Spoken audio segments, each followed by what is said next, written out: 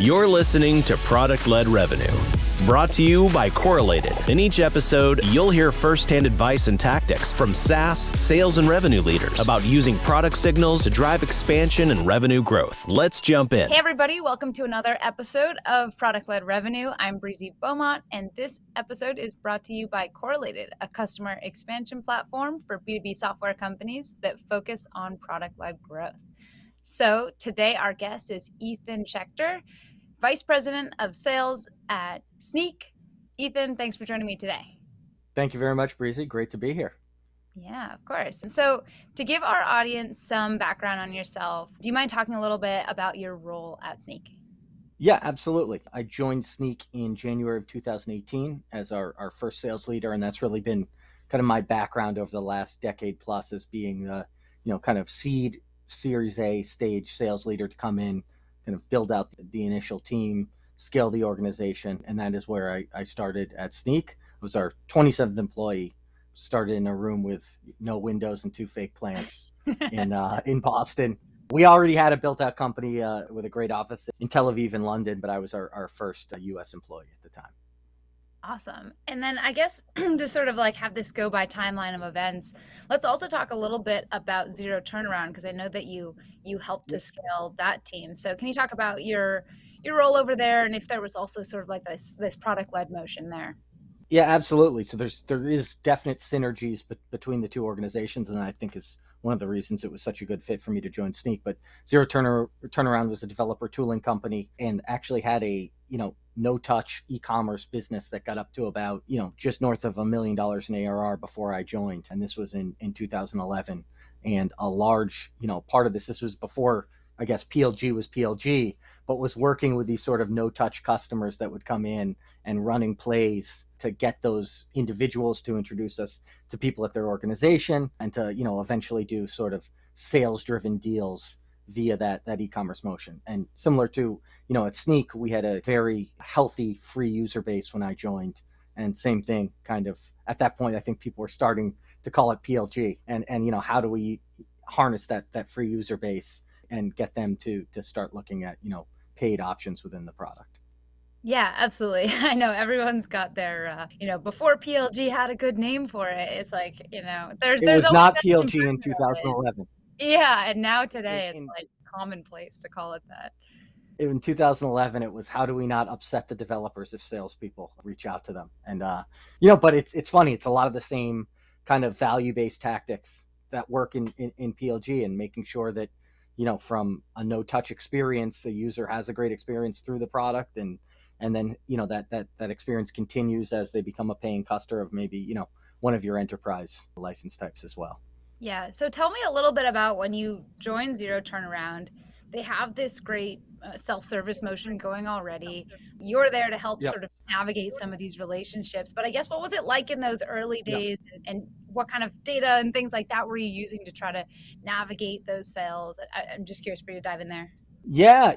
No, that's a great question. At Zero Turnaround, the team there had actually built an incredibly crazy proprietary platform within the product that really gave you a lot more data than you would think at the time. We eventually started using more I think known tools like a Mixpanel, etc. As we grew there. And we also had sort of a free version that we would kind of monitor the usage of those individuals within that kind of platform within the platform. But early days, it was a lot of reaching out to people. People think developers don't want to talk to salespeople. I think they do, and especially even if they've come in no touch, as long as you approach them in the right way, I think it's a very pleasant experience. And from there, we would get information on what was working for individuals, what wasn't, and potentially hey, if you're happy with using it today via just like an e-commerce motion, when would be the right time to talk to you, or what would be the right outreach. And generally that was always value based if possible. Yeah. And one of the words you said there too, and at the end also, is this idea of adding value. I think that's one of the most crucial pieces of the puzzle here. And that's probably why, in your experience, it wasn't that developers didn't want to talk to sales. It's that developers didn't want to talk to someone who isn't going to have a good conversation with them. But it sounds like you kind of had that at your fingertips to help you, maybe. Yeah, I think you've gotta realize that, you have to have empathy for everyone you talk to in sales, in my opinion, because, one of the things I was lucky enough to learn very early in my sales career is you don't know how someone else's day is going, right? When you pick up the phone to reach out to them, did they just get a raise, or did they just get a call from school that said their kid was sick and they have to drop everything they were doing, and go talk to that person, or go pick them up, right? And that's that same person you could have a great experience with or not. And again, it's not about you, it's about them. And so a lot about reaching out to people, I think, is understanding their persona, understanding what motivates them, and how do we, make them happy via value. Because, again, it's not about you. So that's something we strive at Snyk all the time, is to talk about is, when you're reaching out to someone, do you really understand what their day is like, and a lot of that is asking them, once you build a relationship, if, obviously there's a cold call or a warm call, but then, as you get to, work with individuals through a selling process, I think you need to understand what makes their day better. And I don't think anyone is upset to have a conversation about, like, hey, how does this situation align to a way that's going to make my day better? I think if you can do that, you're going to have a good amount of success, or at least be able to get people to talk to you and tell you how things are going. And as that relates back to PLG, getting that feedback then back to the PLG team, and what changes do we make? What do we alter to make that experience better and better? I think is a critical part. Yeah, yeah, absolutely. One of the things, before we dive too deep into Snyk, for anyone who's listening who Yeah. maybe doesn't know what Snyk is, which I know you guys have been growing pretty rapidly, so I think a lot of folks Yeah. listening are going to know about you. But for anyone listening who maybe doesn't Yeah. know yet, can you give some background on the problem that you all are solving? Yeah, absolutely. And I probably should have started with that. So thank you for circling it back to that point. Snyk is the leader in developer security. All right. And that started with open source security, meaning the code that, organizations and individuals use to accelerate the development of their applications by, using this generic code that anyone can use. But, obviously is code that you didn't write, and you don't know what's in it. And obviously there's things called vulnerabilities, which are basically errors in the code that allow, potential exploits, such as like the Equifax hack in 2016, or just recently the Log4j vulnerability that was found. And, we really, I think, made a bet on developers that they were really the kingmakers and the builders of applications. And as such, they should have a seat at the table in how cybersecurity is kind of cybersecurity programs within a company are run, and what tools they use. And we chose to build tools from the ground up for developers, right? We consider ourselves a development company that focuses on security, not a security organization that focuses on developers. And I think that is really resonated with developer communities and organizations. Yeah, very cool. I like that sort of twist on it. When you joined the Yeah. team, it was pretty early. How early was it? I Yeah. think what was the number you said earlier? 27? Is that? I was the 27th employee, correct? Yes. Yeah. So that's an early team to join. So I'm curious, what are some of the, Yep. wins that you felt like you had, or learnings that you had in some of those early days over at Yeah. Snyk? Yeah, I mean, I think in my experience in the kind of VC tech world, there can be a lot of bias against early stage sales leaders. I think there's a kind of unease, off, not trying to pigeonhole every type of technical founder, but a lot of them maybe potentially, don't enjoy a sales process, or, see salespeople as something they don't necessarily understand. And I think there can be a lot of pain being an early stage sales leader about that, where you're kind of kept off to a side, or told, like, hey, you're not going to have say on the product roadmap. You're not going to, that's for the product team, and you just get people who will go and make calls and let's close some deals. But I think, one thing our team, and credit to Guy Pajani, our CEO and founder and now president, and, Mazur, our chief product officer, they understood that sales needs to be at the center of everything and part of that. And so, I think one of the our first year, I spent more time with Anair, our product leader. We didn't really even have a marketing leader at the time, because we saw the product as kind of the marketing engine, and we were connected at the hip, and I think Guy, our founder, also did a great job making sure all segments of the business communicated and talked and constantly were in feedback cycles with each other about what was working and what wasn't. It was incredibly impressive to walk into. Even at 27 people, that kind of setup and culture was already there. Like an example, for the first year, maybe 2 years, all the salespeople went to the developer stand up every single week, as an example, right? And a lot of technical people or product people or engineering people were at sales forecasts. And it just really resonated and created that kind of culture of like, okay, everyone is part of everyone's success, and we need to know what other people are doing and give feedback and help out where you can. And I think that was tremendously impactful. I think that's one of the big swaps that I see from a more traditional, just simply sales led to a more product led org is that Yep. everyone's on the same page, just that little bit more. We always talk about alignment between sales and marketing and Yeah. alignment with product and all these different teams, but Yeah. I think, that product led growth helps to almost be a forcing function for alignment and Oh yeah. for the better of both sides of it. One thing though that I do think is a misconception from a lot of folks who aren't in the product led space is that product led growth and sales, it's you're choosing one or the other. And clearly most people listening to this podcast know that's definitely not the case, but I'd love to just hear Yeah. from your perspective on clearing that up.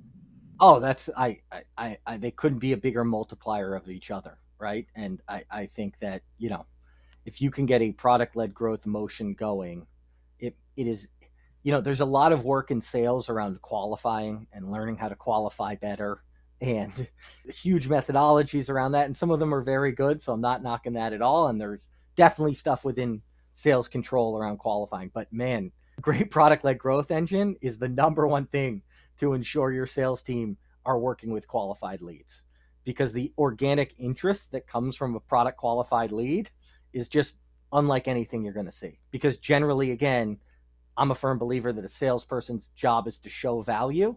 And so you're showing up where someone has already seen value and is already having a great experience. I mean, that's all you can ask for. So I couldn't imagine not trying to have that motion going to help our sales team out.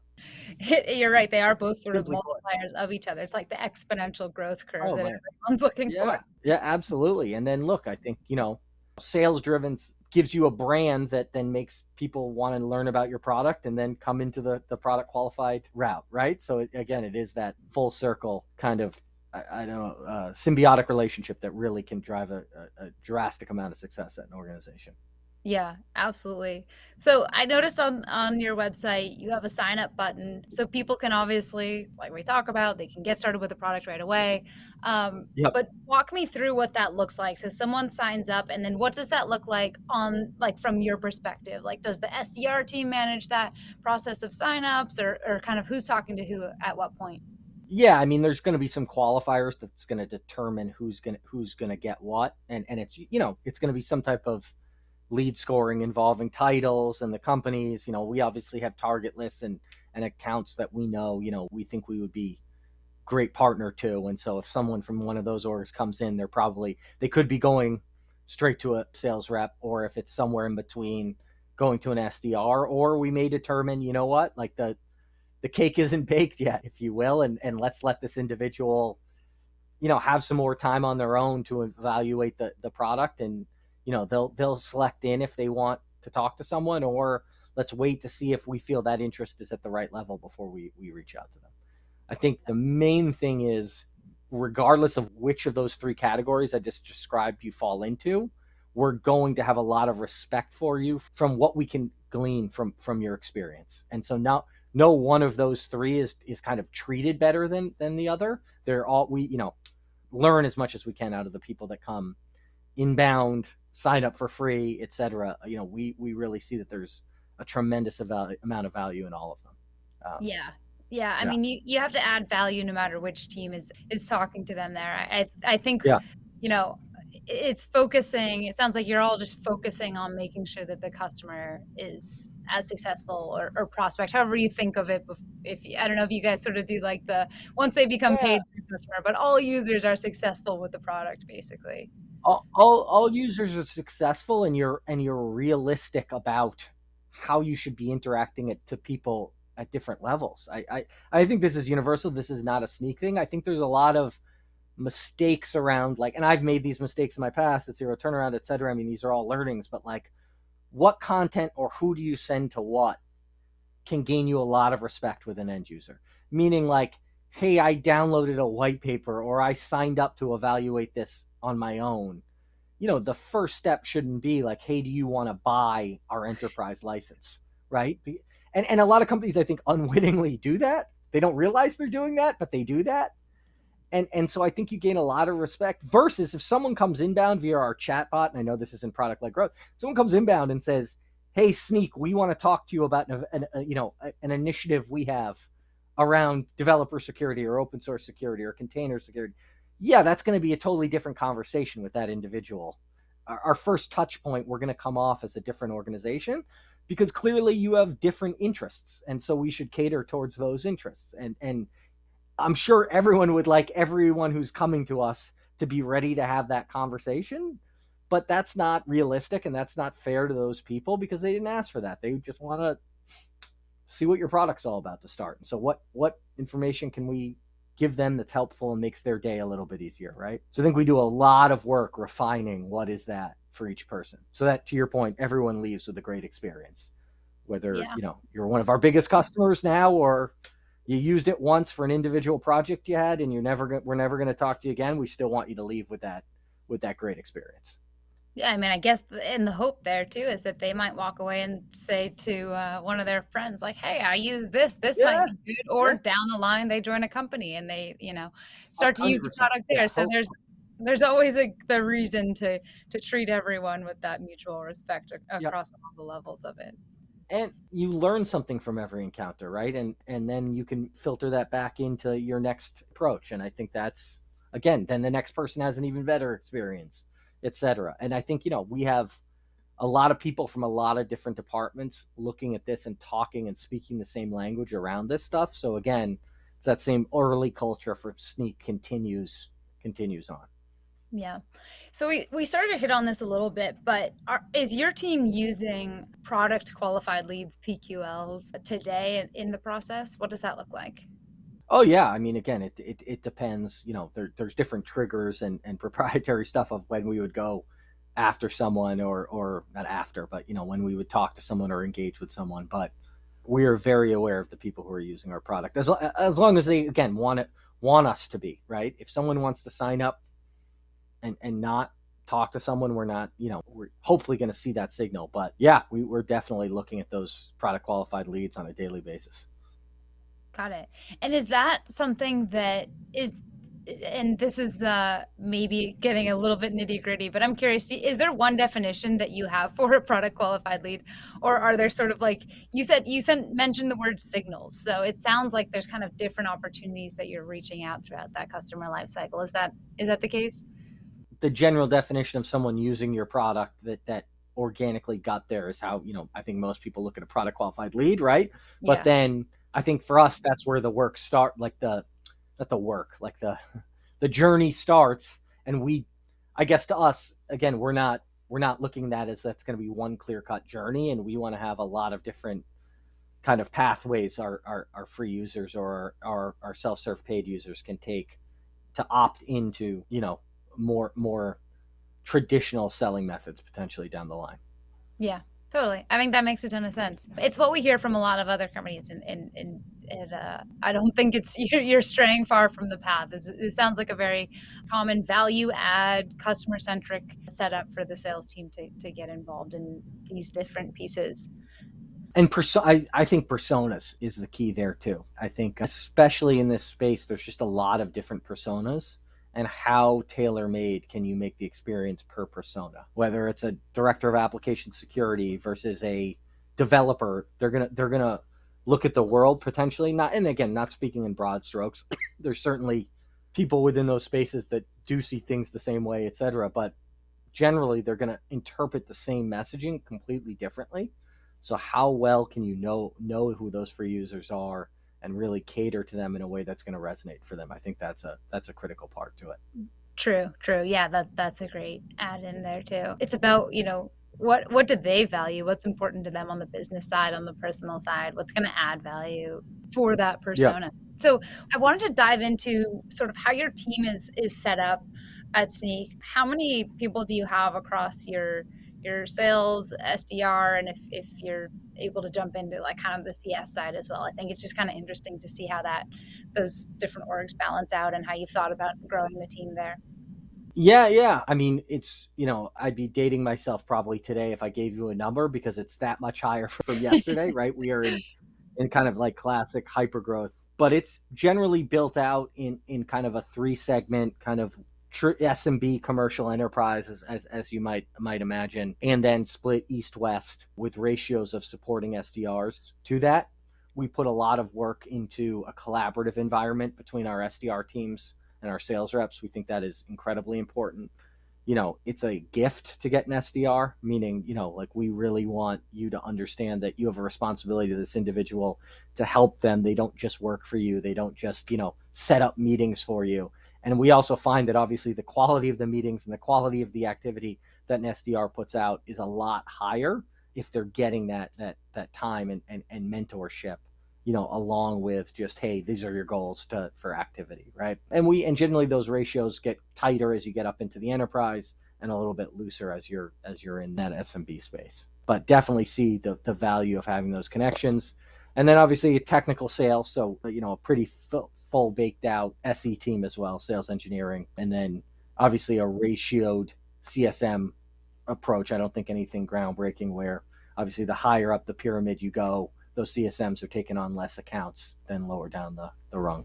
Got it. But again, I think secret sauce for us is communication, and it's just everyone constantly talking to each other and working together. I mean, I know it's maybe not cliched, but probably something everybody says, but saying it and doing it, in my experience, having been at different orgs, is 2 different things. And it's really just, it's hard, but you got to make a commitment to do that. I think that's a huge piece of success. Yeah, no more throwing it over the wall. Okay, here's the customer, or here's the lead. Yeah, even if it's not, I don't think it's a wall at most places anymore, because they know they couldn't hire people if they said, oh yeah, we keep everyone siloed. But it's one thing to say stuff in internal meetings, and then it's another thing to go out there in a unified front and really do it. I think, again, you just got to make sure you're hiring people who want to do that. And I think we've done, we're hiring at Snyk, and I think we've hired a lot of people who are into that collaborative kind of mastery driven approach to taking this on. Awesome. And expansion revenue, I'm going to shift gears here a bit, but expansion is so crucial, especially in product led. I mean, traditionally teams, it was like, you get the contract signed, maybe we'll talk to you in a year, 2 years or whatever. But expansion becomes even more crucial if people are using your product. They might have varying usage levels. So can you talk a bit about your strategy for expansion and how you have the team lined up for that, and kind of how you all think about it? Yeah, I mean, we generally have a lot of people who are doing dedicated expansion work. That doesn't mean we don't have reps who, do both, but we are a big believer in focus. And so there are definitely individuals whose, only job is expansion. It's that cliched hunter farmer, if you will. But I think, in certain segments or with certain accounts, you can identify, okay, this account, is a straight line expansion, meaning, hey, we bought 100. We're telling you when we buy 100 that we're going to buy 400 in 2 quarters, as long as it does what it says on the tin, right? That probably doesn't need a dedicated individual to work. And they may, the person who first sold that deal might have a great relationship there. So, okay, keep working with that individual, right? And then, but then you have, I think, when you see expansion that actually looks more like new business, meaning like, okay, we've got a foothold in this account, or one team uses us, or maybe they've just bought via PLG and we've never seen a growth over to a paid team. I think, when you see that, that's where you say, okay, do we need more dedicated focus on this account? And should it be an individual who just works on expansion accounts like this? In my opinion, in sales in general, efficiency is gained over a period of doing the same thing over and over and over again, right? And making sure that, you kind of become an expert at it. And I think a lot of organizations sometimes mess that up by saying like, hey, you do inbound, you do outbound, you do expansion, you work with the channel. And that can work, but it sounds kind of confusing to me. And each one of those processes are hard. So someone's got to have to be really good to be an expert at 5 things. I guess that's Yeah. my take on that. Yeah. No, I definitely agree with you there. So you have both this sort of, bottoms up adoption, you're a product led company. Then there's also some top down selling happening as well. So was that always the case that you were going for sort of this dual motion, or when did you start to introduce different parts of that The process? lobster, Yeah, the lobster the lobster claws. claw. Yeah. Boston. So Yes. I think we were good at not pigeonholing ourselves into one thing, right? And I think that was harder with PLG because I think there's a lot of pressure.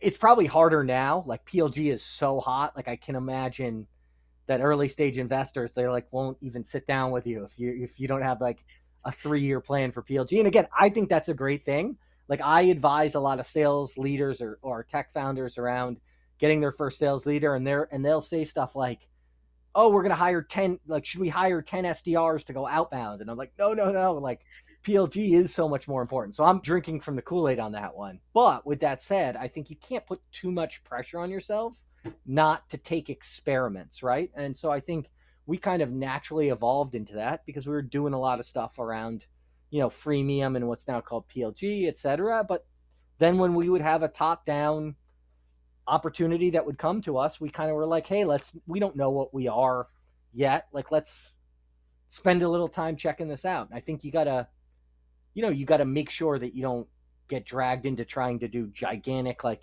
ELA deals very early on, site-wide license deals.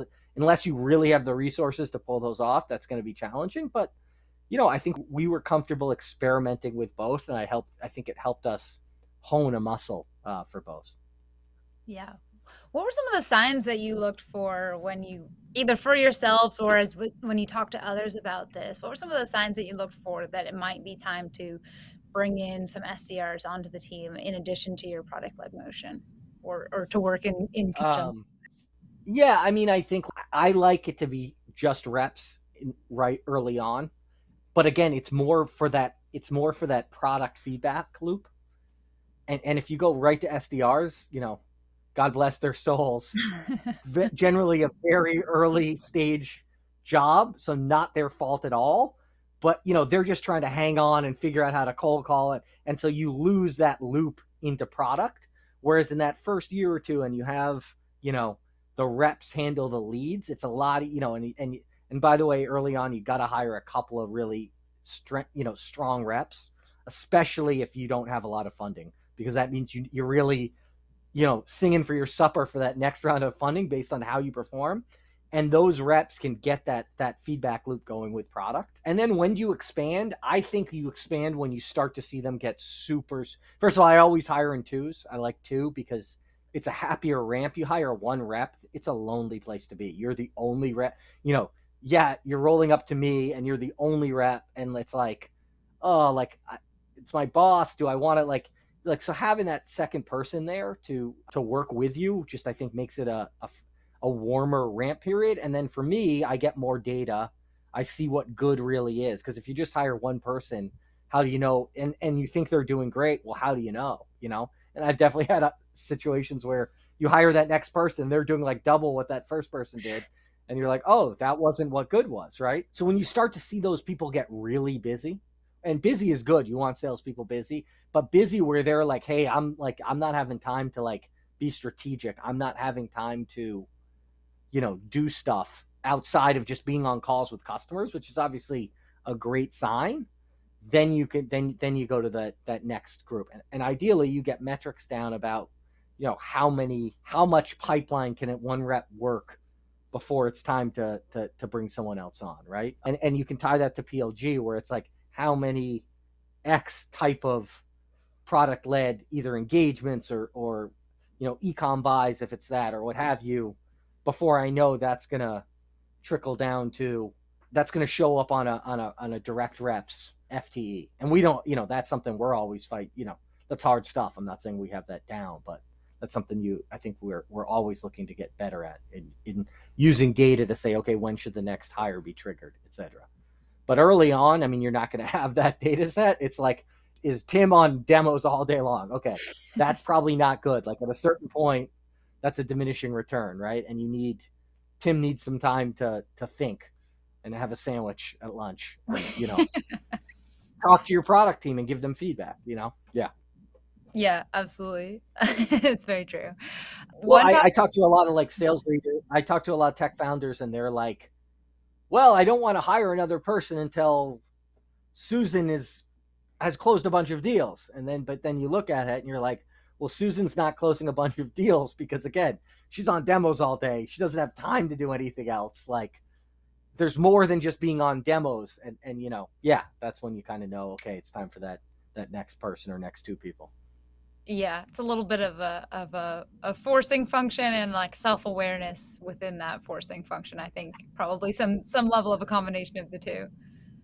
Yeah. And then, SDRs, I think you really want to know that you can go outbound, and you want to know it's all about knowing your personas and what your personas react to. And I would not go outbound until you know that, because you'll get some SDRs who get really good and they'll set a bunch of meetings, but it's with the wrong people. And that's not on them. Like, you need to be able to tell your SDRs, hey, this is where you should target. This is who you should go after. This is, if you can't do that, you'll have some success, but it won't be repeatable. And then you're going to get really frustrated because it's like, I don't get it. These 3 outbound deals closed, but these 5 didn't. And it's because you don't recognize that in those 3 deals, you went after this persona, right? Or we have the SDRs go after these product-led growth leads or product-led growth customers, but we don't have them go after these. And it's because over time you figured out this is the bucket you kind of leave alone and let to its own, and this is the bucket you go after. Yeah, absolutely. One swapping topics on you here, but one topic I want to get into is the idea of pricing. I always think it's something that everyone talks about, wonders about. It's a question on everybody's mind. So, we don't have to get into the nitty-gritty as much as I think it's just important to hear sort of from your point of view what your philosophy on the pricing is. So, are people able to sort of self-serve, upgrade themselves to different pricing? Do you think of pricing as like a seats-based or usage-based? Is there some combination of the both? Talk me through that a little bit. Yeah, I mean, we price by developers, which are our end user, and that's right on our website. We want to be, honest about that, and because it's the best metric we feel we have to show the value that we're bringing to these organizations.